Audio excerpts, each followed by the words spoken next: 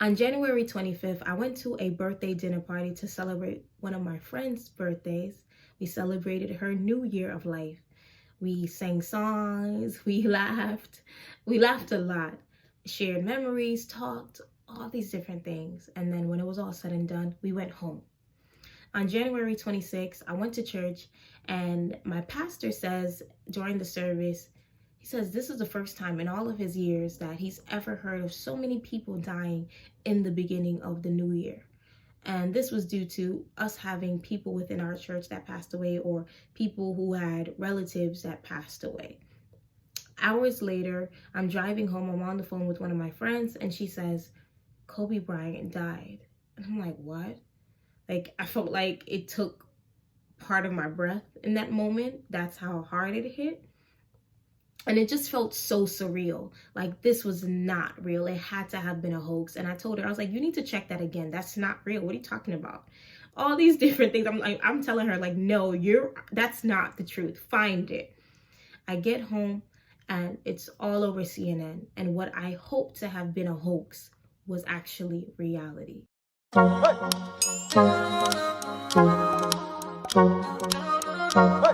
Hi, hello, what's up? It's your girl, Just Say Shan, and I am back with another episode. If you're new to my channel, welcome, and you know what's next. Like, comment, subscribe, share, tell a friend to tell a friend, and come join the Shan family. I started off this video explaining to you all how I found out about Kobe Bryant's death and my initial reactions to it. And, you know, in the midst of all of this, I believe that as a world, globally, we were all mourning together. And anytime someone passes, there is one thing that's so true. It rings more true and true to each and every one of us. And it's the fact that life is short. We know that beforehand, but when someone passes away, it's like that's the statement that's ringing more and more true, and it's louder than ever before. But in the midst of that, I'm very reflective when someone passes away, and I'm like, life is short, but what else? There's more to it. What in that short phrase is it that we need to understand, that we really need to hone in on? Because it's not that just life is short. We all get it. We have that concept locked. We don't live like it, but we know it. It's not something that we don't know. But there are so many other valuable life lessons that come out of the passing. And I believe that specifically with Kobe Bryant's passing, he has left us all with some valuable life lessons to consider. But even just reflecting over his life, one of the things that started to ring loudly is the idea of the Mamba mentality. And I thought to myself, what is the Mamba mentality, if I had to really put it in words? And as I reflected and just started to write and jot down some things, what came to mind is that the Mamba mentality is resilient. So it stands strong in the midst of any adversity that it faces. And it's also intentional. So it does things with a purpose, on purpose. And lastly, it's focused. It knows exactly what it wants to attain. The vision is clear. It's not tainted. It's not foggy. And that's what allows the Mamba mentality to be focused. It allows it to be intentional, and it's resilient. And if those are the core values of this mentality, I believe that we all should exhibit some levels of the Mamba mentality in our own thinking. We should be resilient to continue to push forward in life no matter what adversity that we face, because it will come. We are not exempt from it. We all will face some sort of hardship, some harder than others. But in the midst of that hardship, the resilience will allow us to keep pushing. Also, we should be intentional towards our goals, intentional towards the jobs that we have, intentional towards our life. Everything should be intentional, and we should be focused so that our visions can be clear. Now, that was just a snippet about the Mamba mentality, and I believe Kobe Bryant exuded that. He lived that on and off the court. And it was very evident in his passing. And even before his passing, we could see that. That's why the name was so fitting for him, and that's why it stuck. I'm pretty sure that if the world felt like this man was not like the Mamba and the Mamba mentality was trash, someone would have said, Kobe, you know what, hang it up. but he lived up to it. And I believe that's an inspiration for us to all live up to that as well. To be resilient, to be intentional, and to be focused when it comes to our dreams, when it comes to our aspirations. That's what's gonna take us to the next level. Those core things. And even in the midst of the sadness, I believe that Kobe Bryant passing, his passing, and even his life has given us life lessons that we can allow to take root in our lives and allow us to continue on this journey. When people pass away, while we feel like a part of us has gone, we are still physically here. We still have the opportunity to live life to the fullest. We still have the opportunity to be better than we were the day before. We still have the opportunity to keep pushing. And it's our duty, I believe that. Life is precious. It's a gift. It's not something to be wasted. So with that being said, I believe that there are 3 life lessons that Kobe Bryant's passing has showed us, and they're valuable. The first one is that your past doesn't determine your future. There are so many people that have tried to scandalize this man's name, even in his passing, trying to talk about the scandals that took place even after everything being thrown out of court, the man apologizing for it, acknowledging that he was wrong. People will still try to hold you back because the only reason I could think of why people would do that is because they're stuck. People are stuck. But if someone's stuck in their mentality, that does not mean you stay stuck with them. Your past does not determine your future. And that's the first valuable lesson that his life showed us. You can be better than your mistakes. The Bible says that all have sinned and fallen short of the glory of the Lord. That simply means that we all have made mistakes. You're going to make a mistake at some point in time in your life. But what does that mean when you make a mistake? To stay there and just feel like, well, you know what? I made this mistake, so that must mean who I am.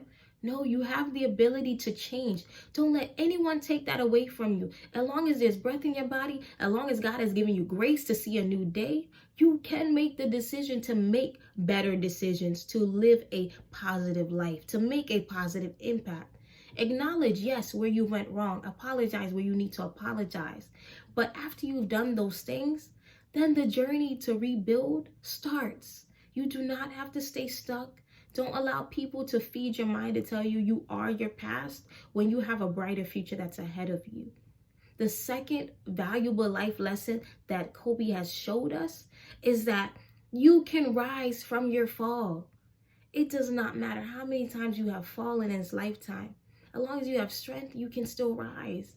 And your rise can be even better. It can shine brighter than the fall. That's what he's shown us. This man, even though his life was on display for us and we had to see some of the hardest moments of his life, he still showed us that in the midst of that, he kept pushing, he kept working. He still strived to be the best father. He still strived to be the best husband. He still strived to be the best athlete. And he still strived to be an amazing businessman. The guy even became an author.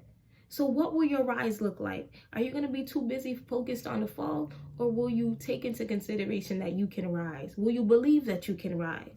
And will you take the initiative to rise? And the third life lesson that I believe that Kobe has left with us to consider is that your legacy matters. When you hear about how they talk about this man, that should empower us to try to work on what will our legacy be? What will you be remembered for? That's a powerful and deep question that only you can answer. So while you have today, that means you work diligently. Don't put off for tomorrow what you can do today. You may not make a grand impact the way that Kobe has globally on the world. But it still doesn't mean that your impact doesn't matter or that your legacy doesn't matter. Whoever it is, there's someone that's looking up to you. There's someone that's watching you. People that you don't even know may be watching you. That's why your legacy matters. You should want to be intentional about the life that you're living. What will you leave behind for someone to be proud of or to speak of you about one day?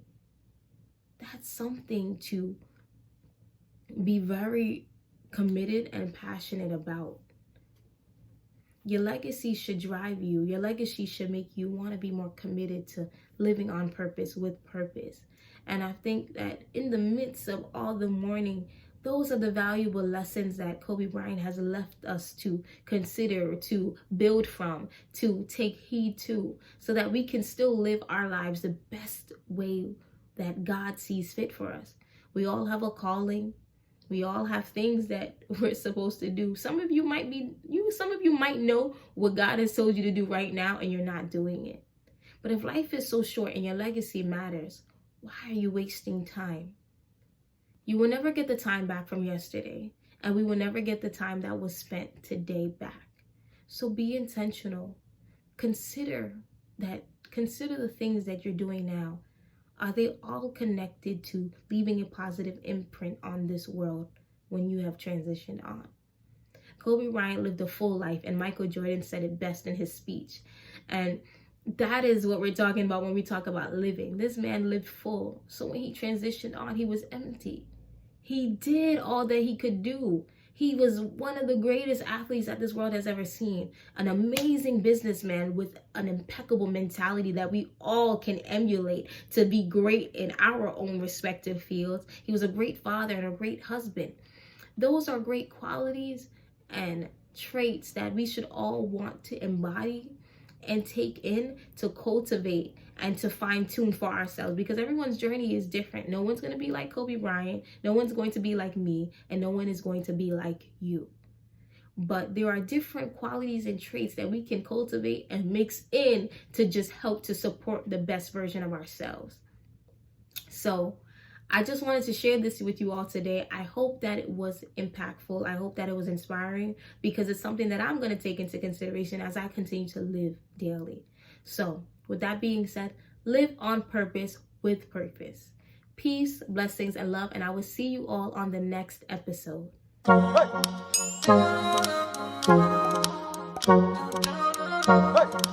Hey.